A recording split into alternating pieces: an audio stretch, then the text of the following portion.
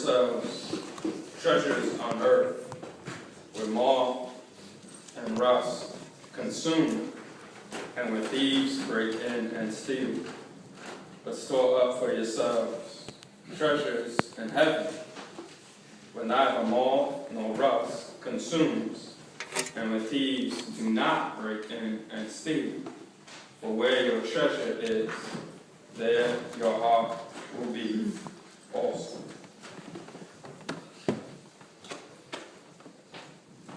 Having heaven in our hearts is a matter of treasuring heaven in our hearts. Before we enter heaven, Jesus was concerned about making sure heaven enters our hearts first. Before we are concerned that we have that ticket stub that says you are saved and when you die you're going to heaven, Jesus was way more concerned that you place heaven in your hearts now. And the thing that makes heaven heaven is not pearly gates, it's not gold, it's not jewels.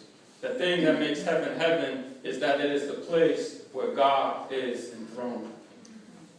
So in order for us to be having heaven in our hearts, what that means is that we have to make God, God in our hearts. And when that happens, though we're here on earth, and here in New York, and here still riding the trains, and here still waiting for the buses, nonetheless, when God is God in your heart, heaven already begins now. Jesus is not just concerned about saving our souls so that when we pass on, we have a place to pass on to.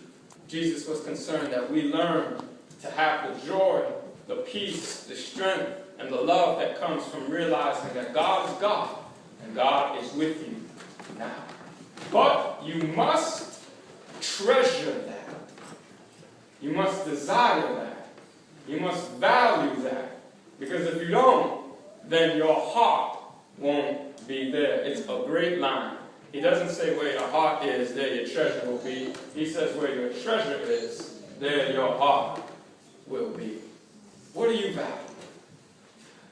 I went to a fundraising workshop not too long ago, a few of the members. It was great. It was a lot of information, 2 hours jam-packed. But there was this great line that Reverend Campbell Singleton said in the workshop. And he said, tithing is when we learn to put God first in our lives. Tithing, the practice of tithing, of giving our stewardship month, so you don't hear about it, but that practice of tithing is not just of our financial cash, but as Sister Sue said, it's of ourselves. The practice where you say, I must give to God something.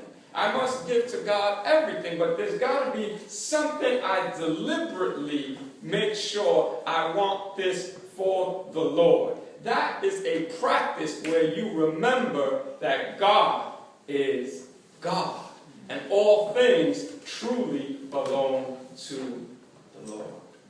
When you realize that all things belong to the Lord, you realize that God should be first in your life.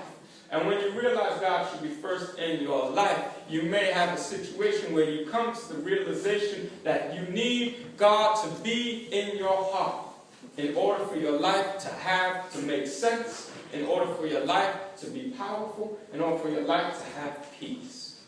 But tithing is not just a practice of giving an envelope, but it is a mentality where you say, Lord, I want to always remember that you are God in my life.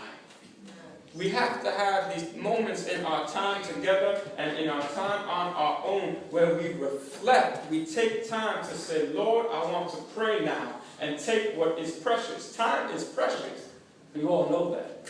And to take and set apart a space of time where we just pray to the Lord and say, Lord, I want you to speak to my heart now. Lord, I want you to clear my mind now. Lord, I want you to just speak and be with me now so that I can have a better understanding that you are God in my life. Our attention I said this last Sunday, I'll say it again. I think attention might be the most valuable commodity we have. Because attention is short, you know? To have a time where you give God your attention. You give the scripture your attention. Your resources is one thing, but to give of yourselves, and so that you are in a practice of actually saying, Lord, I give of myself to you so that I can know that you are God in my life. It has to be an active thing. Here's why. If you haven't exercised in a long time, you may know that exercise is a good thing for you to do. And you may want to do it, but not want to do it bad enough. And you may wait to be inspired to do exercise. You know it's good for you. You know you're going to feel better. You know the doctor told you to do it. You know this is going to be a great thing. But as you wait for the feeling to exercise, as you wait for that desire to exercise, you will wait forever. Because sometimes that desire is not good enough to get you to exercise. You may look at the treadmill or the bike or the track you're going to run on. You may look at the dumbbells or whatever you're going to do, and you may look at it and watch dust get on it week after week, and your desire is there to exercise, but that desire is not good enough sometimes. It doesn't get you to go out there. But the moment that you have somebody, a friend, the moment you just do it, you do the action, you actually just start to exercise. You may feel tired afterwards and sore, but you all of a sudden realize it was good for me.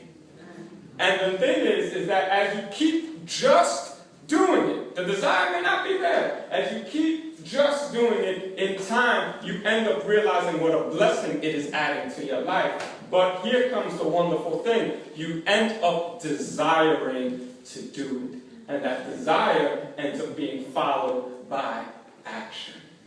And then you realize that health, being healthy, is something you value, but now you actually set time apart to actually accept the health in your life. It's the same way with God. We all know God should be God in our lives. But sometimes when we don't do what we need to do to make that a reality in our hearts, though we know God should be God, we don't really accept and experience that reality fully until we do something and we begin to do the actions that say, Lord, I do this act because you are God in my life. And that is the spirit of tithing. Not just with our finances, but with our time, with our heart, with our emotions, with our experience, with our talent, all that we have been given and blessed with, we deliberately say, I want to give this to the Lord. I want to give this in service of God's ministry and mission. When you do that, and so you may not want to do it at first, you may not feel like doing it at first, but when you start to do that, you create a space in your heart where you realize and you experience God is God in my life. And when God becomes God in your life, you experience the peace, the joy, and the strength that comes from having a relationship with the Lord. Where your treasure is, there your heart